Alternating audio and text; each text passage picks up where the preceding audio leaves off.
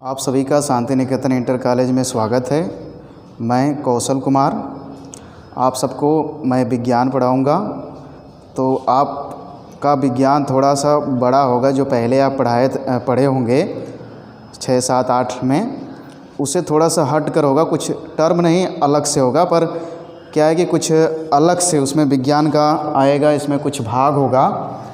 जैसे आप विज्ञान को पढ़े होंगे बस केवल सिंगल एक विज्ञान क्या होता है? किसी विषय वस्तु का सुसंगठित सुव्यवस्थित क्रमबद्ध ज्ञान को विज्ञान कहते हैं। इसके बाद उसमें सारी चीज़ें पढ़े हैं, लेकिन अब थोड़ा सा यह डिवाइड हो जाएगा। विज्ञान को 3 वर्गों में बांटा जाएगा। 3 वर्गों में बांटा जाता है इसको। पहला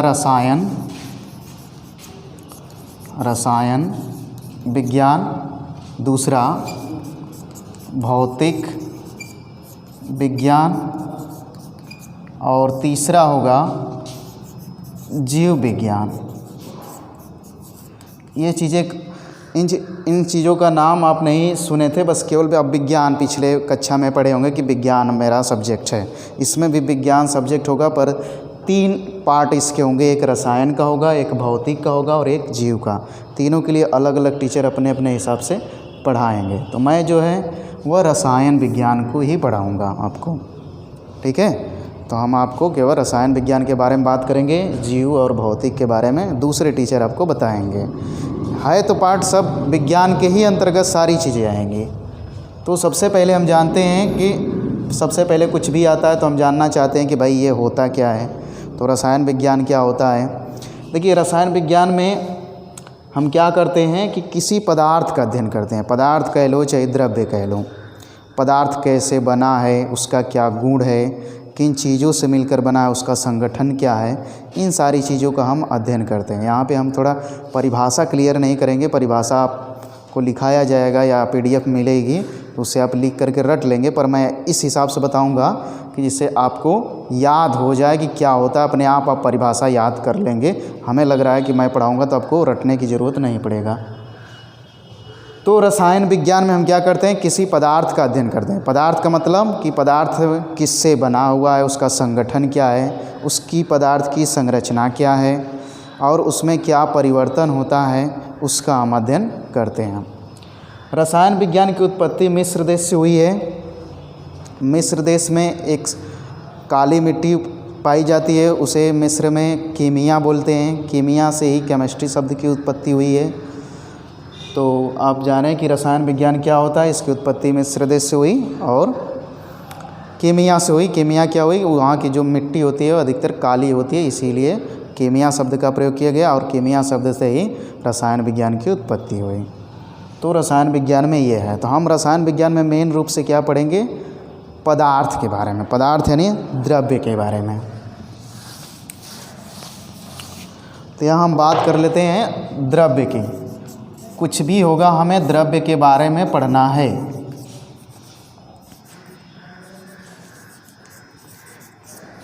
जिसको हम बोलते हैं मैटर, ठीक है। तो हम जान लेते हैं द्रव्य क्या होता है। पहले आपको एक चीज़ बता दें एकदम सिंपल भाषा में।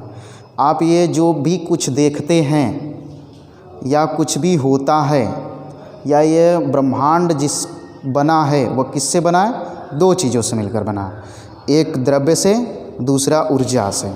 जो भी आप देख रहे हैं यानी ब्रह्मांड, जो भी आपके दिमाग में आ रहा है कि ये चीज़ें हैं, ये चीज़ें, तो सारी चीज़ें किससे बना है? द्रव्य से और ऊर्जा से। तो ऊर्जा के बारे में हम बाद में बात करेंगे। सबसे पहले हम द्रव्य की बात कर लेते हैं। देखिए, द्रव्य क्या है? जैसे ये मैं चाक लिया हूँ तो ये भी द्रव्य है। ये आपका डस्टर है, यह द्रव्य है। थोड़ा सा इस पर आइडिया लगाइए कि इसको हम द्रव्य क्यों कह रहे हैं, क्या ऐसा चीज़ है। तो आपको समझ में ये आएगा कि इसको कहीं पर हम रख दे रहे हैं तो ये कुछ जगह घेर लेगा। जैसे यहाँ पे हमने रख दिया, अब एग्जैक्ट इसी पर हम कोई सामान को रख नहीं सकते, यानी ये जगह कुछ घेर लिया।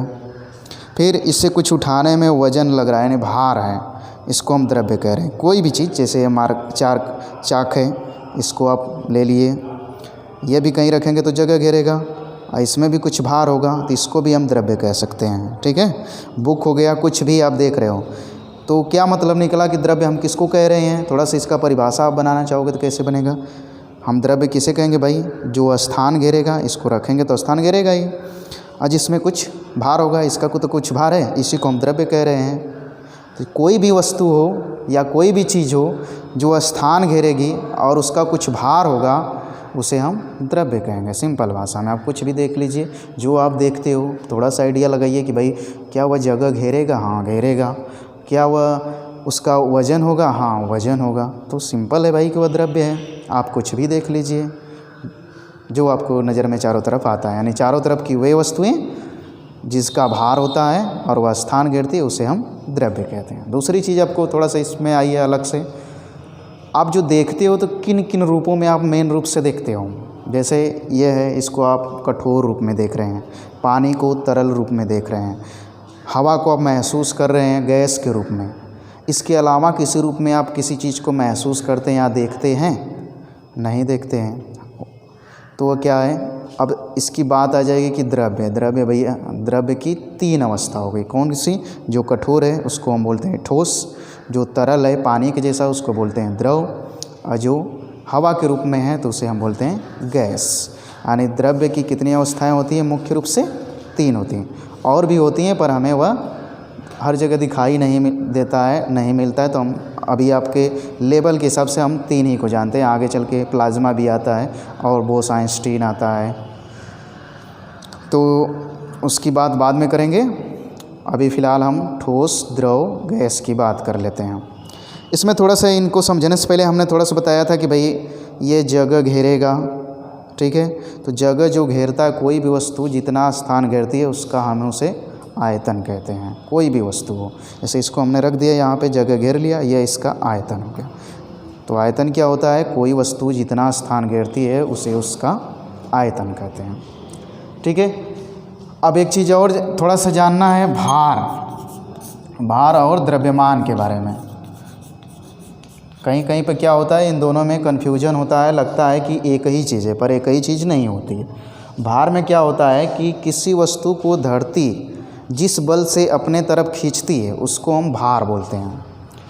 द्रव्यमान का मतलब होता है किसी वस्तु में उपस्थित कण या वस्तुओं कणों के परिमाण को हम द्रव्यमान बोलते हैं। द्रव्यमान जो है हर जगह स्थिर रहेगा, लेकिन भार जो होता है वह बदल जाएगा। जैसे धरती है, मान लीजिए धरती कुछ और बल से खींच रही है उस वस्तु को, तो उसका भार कुछ और हो जाएगा। वही वस्तु कहीं चंद्रमा पर चली गई तो वहाँ उसका गुरुत्वाकर्षण बल कुछ और होगा, तो वहाँ पर उसका भार कुछ और होगा। लेकिन द्रव्यमान का मतलब होता है कि वह वस्तु जिन चीज़ों से मिलकर के बनी है, जिन तत्वों से बनी है, जितनी है, 10 है, 20 है, 50 है, 100 है, तो वह हर जगह उतना ही रहेगा। तो यानी कह सकते हैं कि भार किसे कहेंगे? किसी वस्तु को पृथ्वी जिस बल से अपनी तरफ खींचती है उसे बल कहते हैं, ठीक है। और द्रव्यमान क्या किसे कहते हैं? कि किसी वस्तु में उपस्थित परमाणु या अणु के परिमाण को हम द्रव्यमान कहते हैं, ठीक है। तो भार और द्रव्यमान में एक होता है संबंध W बराबर mg। ये आपका भार है, ये द्रव्यमान है, इसको हम बोलते हैं त्वरण, इसको हम बोल सकते हैं गुरुत्वीय त्वरण।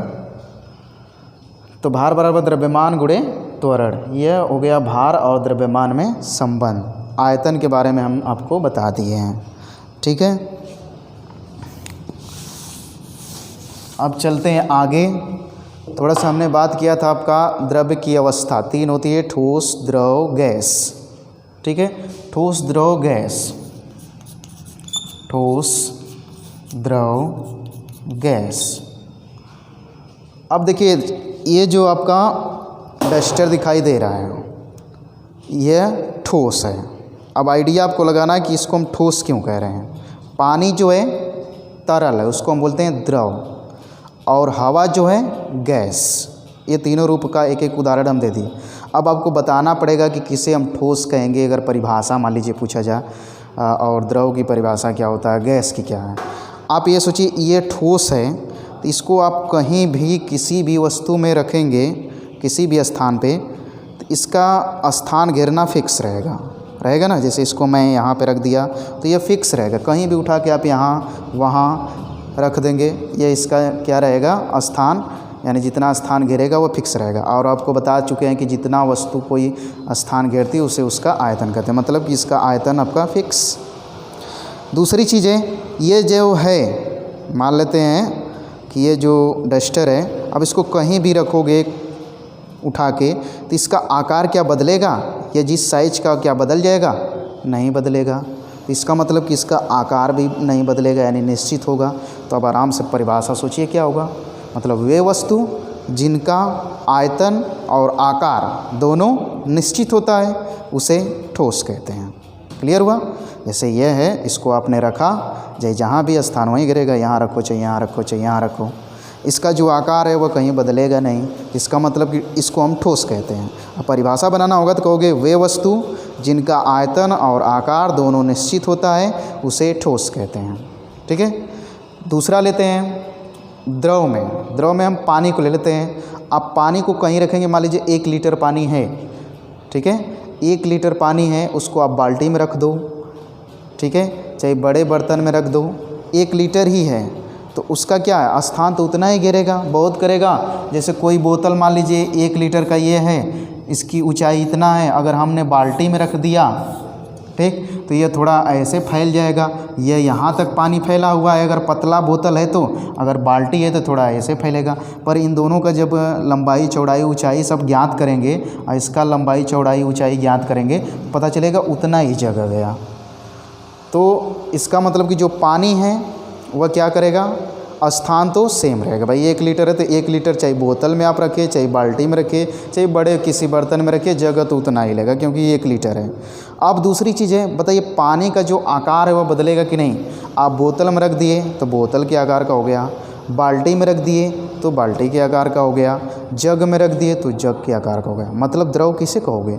द्रव उसे कहोगे जिसका आयतन तो निश्चित हो पर आकार क्या हो, अनिश्चित हो, उसे हम द्रव कहते हैं। पानी के जैसा कोई भी तरल चीज़ ले लो, सारा उदाहरण आ जाएगा द्रव में। चलिए, ठोस की बात हो गई, द्रव की बात हो गई, बात कर लेते हैं गैस की। गैस मतलब हवा। बताइए हवा जो है उसका कोई आकार या स्थान घेरना निश्चित है? वह कहीं भी फैल सकता है, किसी भी वस्तु में रखोगे उसके आकार का हो जाएगा स्थान। जैसे मान लीजिए परफ्यूम ले लीजिए, सीधा सीधा परफ्यूम आप स्प्रे करिए, यहाँ पे स्प्रे किए, बहुत पूरे रूम फैल गया, उसका पता नहीं कि कितना स्थान हुआ घेरा। अब वह कहाँ तक फैला, किस आकार, रूम में है तो रूम के आकार का है, कि किसी और वस्तु में चला गया तो उस आकार का हो गया। तो इसमें उसका, अब इसमें क्लियर हो गया आपका कि जो गैस होता है उसका भाई स्थान भी क्लियर नहीं है कि कितना स्थान घेर रहा है, और उसका आकार क्या है ये भी कंफर्म नहीं है, निश्चित नहीं है। तो इसका मतलब कि ऐसी वस्तु या ऐसा द्रव्य जिसका आयतन और आकार दोनों अनिश्चित होता है उसे हम गैस बोलते हैं। यही चीज़ है सेम। ठीक है, अब थोड़ा सा एक और फिगर से हम आपको समझाते हैं, चित्र बना करके ठोस द्रव का।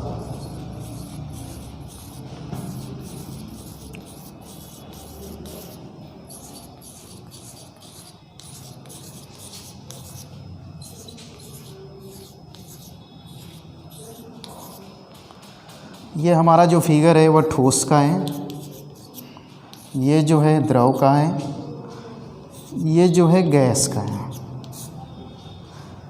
कोई भी पदार्थ होता है वह छोटे छोटे कणों से मिलकर बना होता है जिसे हम अणु कहते हैं। कोई भी पदार्थ होगा, ये सब जो देख रहे हैं ये अणु हैं, ये ठोस के अणु हैं, ये द्रव के अणु हैं, ये गैस के अणु हैं। ये आपको दिमाग में अगर इस चित्र को आप फिट कर लेंगे तो बहुत चीज़ें अपने आप क्लियर हो जाएगा। ठीक है, फिट कैसे होगा? देखिए ठोस में क्या है, ये अणु कुछ पास पास दिखाई दे रहे हैं, द्रव में क्या है, कुछ दूर दूर हैं, गैस में इन दोनों से अधिक दूरी है। अब ऐसे क्लियर हुआ? तो इसमें कुछ टर्म आएंगे, जैसे शब्द आएंगे, उसके बारे में हम पढ़ा देते हैं, बता देते हैं। देखिए सबसे इसमें कोई भी है, चाहे ठोस रहे, चाहे द्रव रहे, चाहे गैस, इसमें हमेशा बार बार एक वर्ड यूज करने को आएगा, अणु। ठीक है, अणु हम आपको बता दें कि जिन छोटे छोटे कणों से मिल करके कोई पदार्थ बनता है उसे हम अणु कहते हैं। यहाँ तक, चाहे ठोस हो, चाहे द्रव हो, चाहे गैस हो। अब एक चीज़ देखिए, इसमें कुछ स्थान है, ये देख रहे हो बीच में, यहाँ यहाँ यहाँ यहाँ कुछ स्थान है। इन अणुओं के बीच में जो स्थान होता है उसे हम बोलते हैं अंतरा अणु का स्थान। ठीक है, अणुओं के मध्य में जो स्थान होता है उसे बोलते हैं अंतरा अड़ुक स्थान। अब देखिए ये सब पास पास हैं या कुछ दूर हैं, ये पास होने का मतलब एक दूसरे से अटैच होते होंगे, खिंचाव आकर्षण होता होगा। तो अब जो इनके बीच में आकर्षण होता है उसे बोलते हैं अंतरा अड़ुक आकर्षण बल। जो आपस में एक दूसरे को खींचते हैं अपने एक दूसरे की तरफ, तो उसी को हम बोलते हैं अंतरा अड़ुक आकर्षण बल। जिस बल से अणु एक दूसरे को अपनी तरफ खींचते हैं उसे हम बोलते हैं अंतरा अड़ुक बल, या ऐसे भी बोल सकते हैं अंतरा अड़ुक आकर्षण बल। थोड़ा सा छोड़ लगा देंगे तो और अच्छा हो जाएगा, अंतरा अड़ुक आकर्षण बल। अब देखिए इसमें क्लियर हो जाएगा। देखिए इस ठोस में क्या होते हैं, ठोस के अणु बहुत पास पास हैं, द्रव में ठोस की अपेक्षा ज़्यादा है। थोड़ा सा अपेक्षा शब्द यूज करते जाएंगे, काम बन जाएगा, रटने की ज़रूरत नहीं है। ठोस के जो अणु होते हैं वो बहुत पास होते हैं, द्रव के जो अणु होते हैं ठोस की अपेक्षा दूर होते हैं, गैस के जो अणु होते हैं ठोस और द्रव की अपेक्षा और दूर होते हैं। क्लियर। अब देखिए ये सब पास होने का मतलब इनके बीच में आकर्षण ज़्यादा होगा, यानी ठोस के अणुओं के बीच में आकर्षण बल अधिक है। द्रव में क्या है, ठोस की अपेक्षा कम है, तभी तो दूर है। जैसे एक दूसरे को आप खींचोगे तो पास रहोगे और छोड़ दोगे तो दूर दूर जाएंगे। कोई भी मान लीजिए आपके फ्रेंड ही हैं, बहुत ज़्यादा एक दूसरे को अटैच हो, खींच रहे हो तो पास पास रहेंगे, पकड़े हो हाथ, तो अगर छोड़ दिए तो वह दूर दूर हो जाएंगे। तो वैसे ही है कि ये ठोस के अणु क्या है, इनके बीच में आकर्षण बहुत ज़्यादा है, इसलिए ये सब बहुत पास पास हैं। और द्रव के जो अणु हैं वो थोड़ा दूर दूर हैं, मतलब इनके में आकर्षण क्या होगा, थोड़ा सा कम होगा ठोस की अपेक्षा। और गैस में क्या है कि गैस में बहुत ज़्यादा दूरी है, इसका मतलब कि उनमें आकर्षण बल बहुत ज़्यादा है। क्लियर। अब आते हैं थोड़ा सा इसमें बात कर लेते हैं ऊर्जा की बात। ठीक है, यहाँ पे क्लियर कर लेते हैं ऊर्जा। ऊर्जा क्या होता है, जैसे कंप्यूटर होता है वह हार्डवेयर है, वह जिससे कार्य करता है वह सॉफ्टवेयर है, यानी ऊर्जा है। जैसे हमारी शरीर एक तरह से क्या हार्डवेयर है, और जिस से हम अपनी कार्य को करते हैं, हाथ पैर हिलाते, खाना खाते, बोलते, चबाते, जो भी कुछ है, तो वो किसकी वजह से कर रहे हैं, ऊर्जा की वजह से, यानी सॉफ्टवेयर की वजह से। ठीक है। तो उसी तरह से कोई भी पदार्थ होता है तो उसमें कुछ न कुछ ऊर्जा होती है। और ऊर्जा की परिभाषा जानना चाहेंगे तो किसी वस्तु के कार्य करने की क्षमता को ऊर्जा कहते हैं, यानी कोई वस्तु जिससे कोई क्रिया करता है उसी को हम बोलते हैं ऊर्जा। ठीक है। और एक चीज़ जान लीजिए कि हर एक वस्तु में कुछ न कुछ ऊर्जा अवश्य होती है। ये ब्रह्मांड में कोई चीज़, हमने आपको पहले भी बता दिया, ब्रह्मांड दो ही चीज़ से बना है, यानी पूरा विश्व दो ही चीज़ से बना है, द्रव्य और ऊर्जा से। द्रव्य और ऊर्जा, एक चीज़ और बता दें कि द्रव्य और ऊर्जा का हमेशा परिवर्तन होता रहता है। जैसे द्रव्यमान ऊर्जा में, ऊर्जा द्रव्यमान में कन्वर्ट होता रहता है। इसको ज़्यादा समझाने की ज़रूरत नहीं है। फिलहाल आगे देखते हैं ऊर्जा। ऊर्जा क्या होती है, कार्य करने की क्षमता होती है। हर एक चीज़ में ऊर्जा होती है। देखिए इसमें भी ऊर्जा होगा, इनके अणुओं में भी ऊर्जा होगा, इनके भी अणुओं में ऊर्जा होगा, किसी में कम होगा, किसी में ज़्यादा। अब थोड़ा सा यहाँ पे हम ऊर्जा में एक और ऊर्जा का प्रयोग कर लेते हैं, गतिज ऊर्जा। ठीक है, गतिज ऊर्जा। गतिज का मतलब गति समझ लीजिए। ठीक है, ऊर्जा मतलब ऊर्जा, यानी कि गति करने के लिए किसी वस्तु में जो ऊर्जा होती है उसी को हम गतिज ऊर्जा कहते हैं, सिंपल भाषा में। और बाकी किताबी भाषा में रटने के लिए आप रट सकते हैं। ठीक है। तो गतिज ऊर्जा क्या होती है, किसी वस्तु में गति करने की ऊर्जा को ही गतिज ऊर्जा कहेंगे। अब देखिए, अब यहाँ से थोड़ा सा एक अंतर स्पष्ट करिए। अगर जिनमें गतिज ऊर्जा अधिक होगा वह अधिक गति करेंगे। ठीक है। अब ये देखने से लग रहा है पास है, पास का मतलब ये गति नहीं कर पा रहे हैं, तो इसका मतलब इसकी गतिज ऊर्जा कम होगी, इसकी कुछ ज़्यादा होगी, इसका कुछ और ज़्यादा होगा। अब थोड़ा सा इसमें अपेक्षा जोड़ देंगे तो आराम से उसका अंतर समझ में आ जाएगा। ठोस में जो होता है भाई गतिज ऊर्जा कम होती है, गतिज ऊर्जा कम का मतलब गति कम करेगा, गति कम करेगा तो वह पास ज़्यादा रहेगा, उनमें आकर्षण भी ज़्यादा रहेगा, तभी तो पास हैं। द्रव में क्या होता है कि ठोस की अपेक्षा जो गतिज ऊर्जा होती है द्रव की अधिक होती है, इसलिए ये क्या होते हैं, थोड़ा दूर होते हैं। ठीक है। और गैस में क्या होता है कि द्रव की अपेक्षा भी ज़्यादा गतिज ऊर्जा होती है, जिसमें ज़्यादा गतिज ऊर्जा वह ज़्यादा गति करेगा, गति का मतलब दूर रहेगा, सिंपल सी भाषा में। ठीक है, तो इतना हुआ।